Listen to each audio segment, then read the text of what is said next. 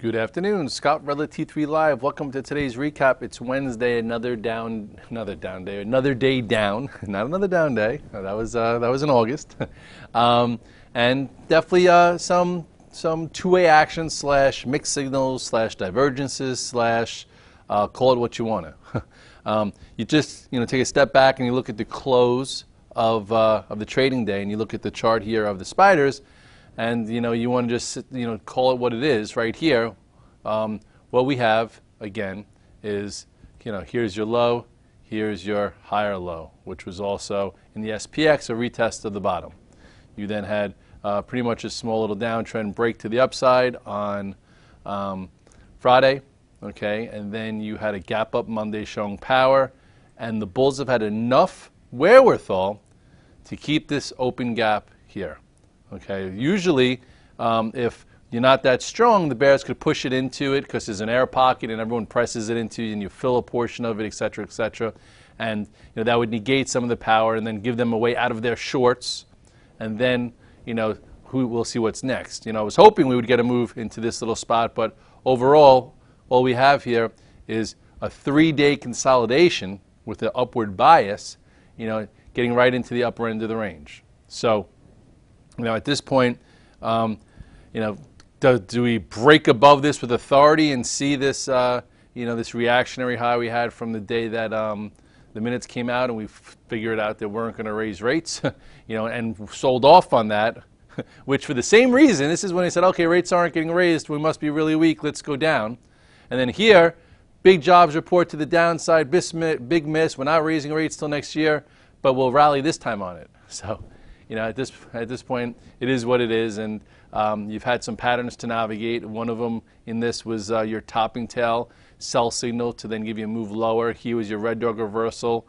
Then again, if you missed that one, and now we're up right back at the upper end of the range. So at this point, if you are short into this spot, if we happen to trade through this with authority, you got to be prepared that this is your next resistance. Okay, above the 50-day, there's pretty much an air pocket to about 202. In a quarter or 202.70, and if you're long, you have to be prepared that we just came about 90 handles or so, maybe even more, that they could give you a little bit of a bull trap where they open lower and then fill the gap and trap all these people. Okay, here I don't think that was quite the same thing. Here, you had your move into resistance, a little bit of a down day, and then pow. We've had, there's not really much to go on as far as historical, I'm trying to come up with historical data. The only thing you can see here, again, is that this gap held for now, whether it's the bears saying the bulls are getting a false sense of security, or it's, basically, showing you that we've been in this not even 0.25% retracement, which means the market's very strong, and it's probably going to move faster and not make people comfortable buying and obviously squeeze the shorts instead of just shorting it. So anyway, we'll see what happens tomorrow. We do have claims, and we also have the Fed minutes. So you get some type of inflection point sometimes on that. And wouldn't it be so cute if on the Fed minutes you get another one of these, which is what happened here, when they didn't do liftoff. So take a quick look at the SPX, and we'll see it here. I guess I got to do dollar SPX. Here you could see the double bottom, which I've went over so many times in the recap. Here was your first low, and then here was your W. Okay, we talked about maybe a V. That didn't happen, and then it turned into a W, and now here we are right back at the, the upper end of this range with a very tight upper flag. If this was a stock, you would think you would get a move, a flag, give you a bull flag continuation. If it wasn't the indices, but the indices could move the same way. So.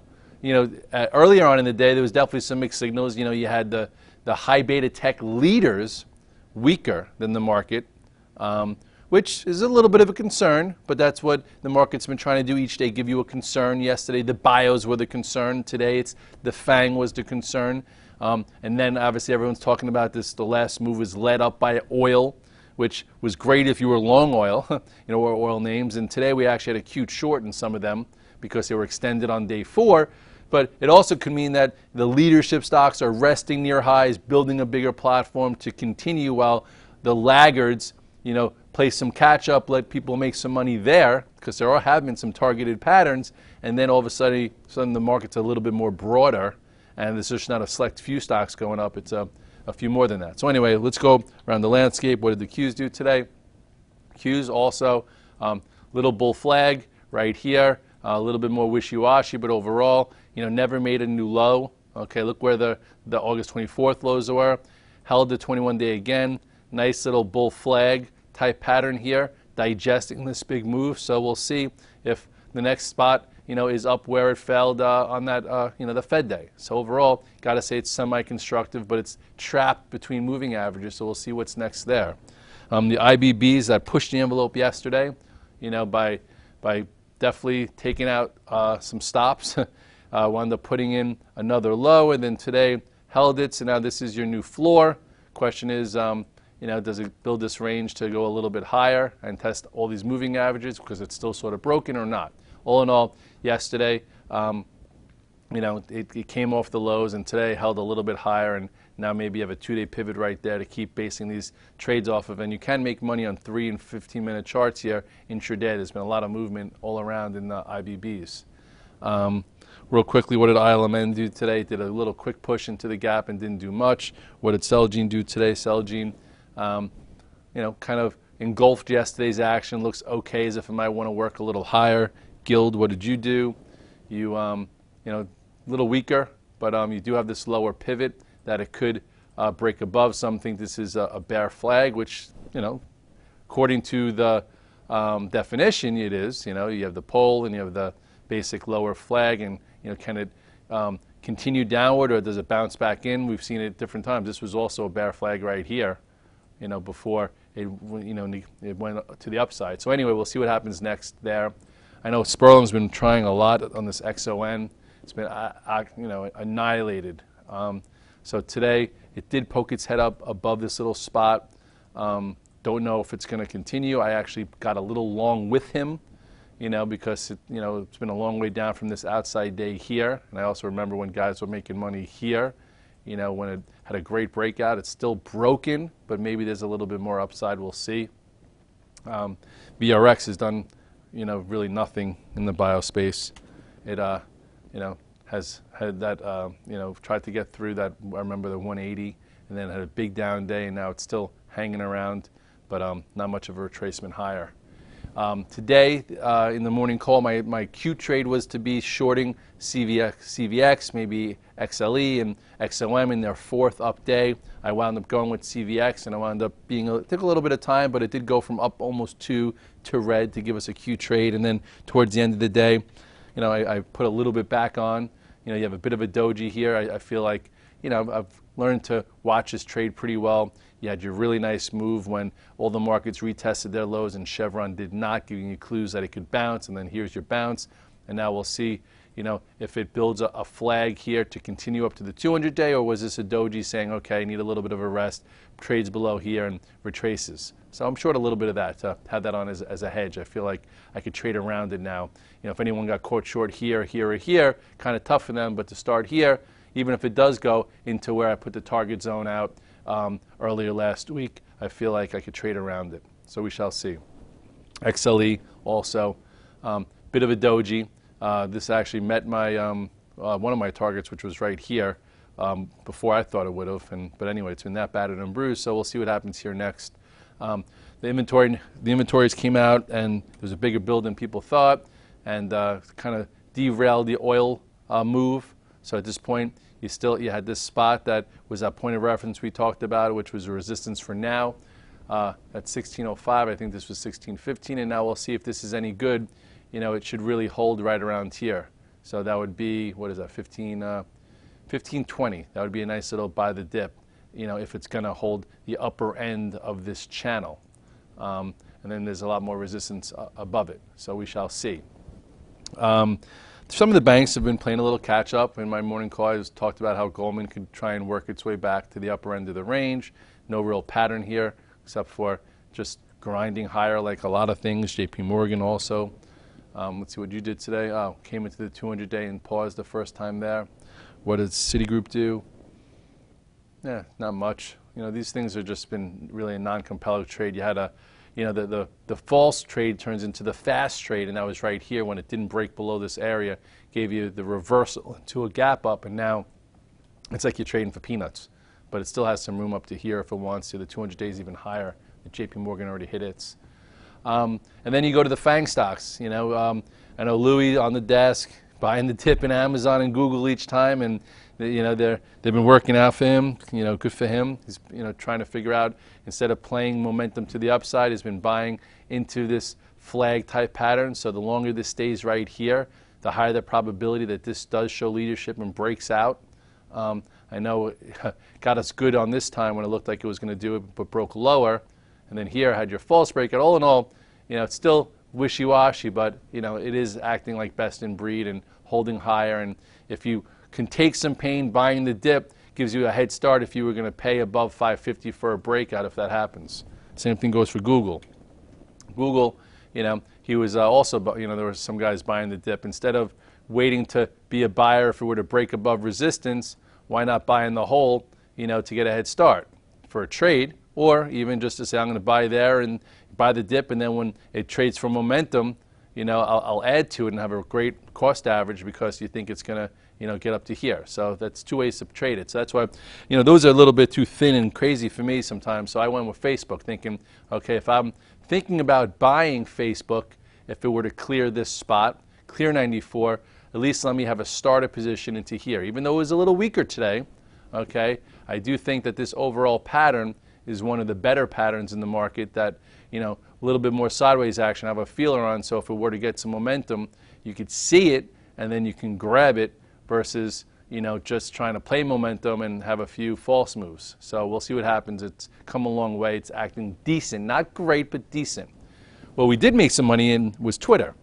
Twitter, I started, you know, focusing on it again the last few sessions. Why did Red Dog start focusing? Because you had your first 2-day move here above the range, and then there was some news that the Prince upped his stake, and boom, look at that. You know, I am long still a little bit overnight. I held it for most of the day and then said I'll take a little bit on the close, and maybe it gets to here.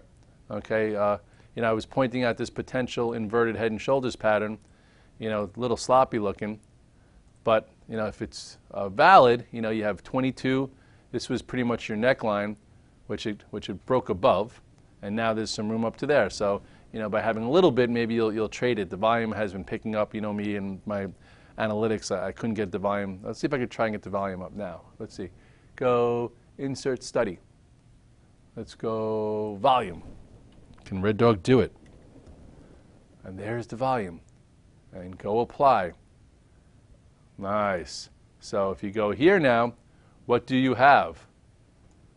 Bigger volume here on the way up. Okay, big short interest needs to cover. In here, not much volume.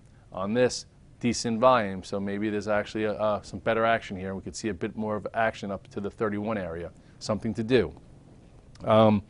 Netflix kind of goes along with the, you know, the, what's it called? If you have a thesis, meaning like you think the market's going to go up and we need some leaders, Netflix, you know, instead of buying momentum, which sometimes is great to do, you know me, I love to buy momentum, you know, Netflix is now flagging here. So if this were to get going, you probably would be a buyer above this 112 for continuation. You know, so if that's going to be your trade, sometimes it's great just to do that as a trade because you're getting confirmation that it happens and you go with it. Or if you say, I'm going to buy a little bit on support around this 108.5 and just give it time, so when it goes, I see it, I watch it, I'm there, you could do that too. And then obviously you would have this 108-ish as your stop. So, you know, a few different ways to skin a cat with some of these names. This one, you know, I do think is acting better. I like when it leads the tape, not hang around, so we'll see, you know, what we have there soon. Apple was also down about $1.75 at some point today and didn't fall apart, and just not a great trading stock. I don't think I touched it once today. Still has some support going sideways. I guess you have some resistance here. All the moving averages are above it. Really not much to talk about with Apple except for it's been weaker than the overall market. You know, and it's still below the 200-day, and you know, some guys are talking about this, you know, head and shoulders top pattern with the left shoulder, the head, you know, the left shoulder here, the head, the right shoulder and the right shoulder below the 200-day. So until this gets above the 200-day with authority, it's just a trade. If you've been owning it in your portfolio for 5 years, you're probably up a few thousand%. You don't care. But as of now, technically, it doesn't look great. But it could change, I guess, after earnings, and we shall see. So all in all, another day hanging around. The spiders have now put in a little bit of work above 197, held Monday's gap, showing some commitment to last week's big Friday, Monday move, which is what you want to see. We've seen a rotation, some money into energy, which gave you a big move, and now that could use a little rest. We saw bios still, vulnerable, but hanging in there. Technology, hanging in there. High beta, not really leading, but hanging in there. Banks, but drifting. We've had some headwinds. Or haven't had some headwinds, I'm sorry, recently from overseas. Some guys are talking about the ASHR, but, the Shanghai has already rallied and the Shanghai has been closed. So what's interesting here is we talked about this wedge formation, okay, and they already resolved it to the upside ahead of it opening up. So right now the Shanghai is actually pricing in, I think, like an 8% move, and it hasn't even traded. So that's what's going on here with the ASHR. So it's pretty much following what the FXI did, but it hasn't traded. So we'll see tomorrow. If all of a sudden the Shanghai opens down 7%, the market will get a curveball the size of Texas thrown at it, and we might adjust. But if it follows the FXI, and the Nikkei was up 7-8% in the last 2 weeks, that's what's going to happen there. So we'll see how that dictates the trade in the morning.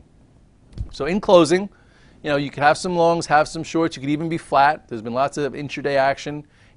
Today's up open, went red, went down. So you could have shorted into resistance, and then you could have bought the dip, and you could have found some relative strength when the spiders came in and tested the 197 and change. The IBBs didn't go down, showed you relative strength, and that's when Mark caught a really nice trade in the IBB. So lots of stuff going on. It's good to have Mark back on the VTF, especially when he's on and things are moving around, and hopefully that'll turn into money for you.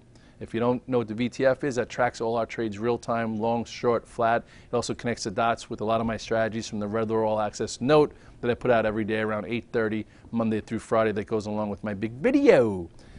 And lastly, I'm sure you've never heard that we have the Financial Festival coming up.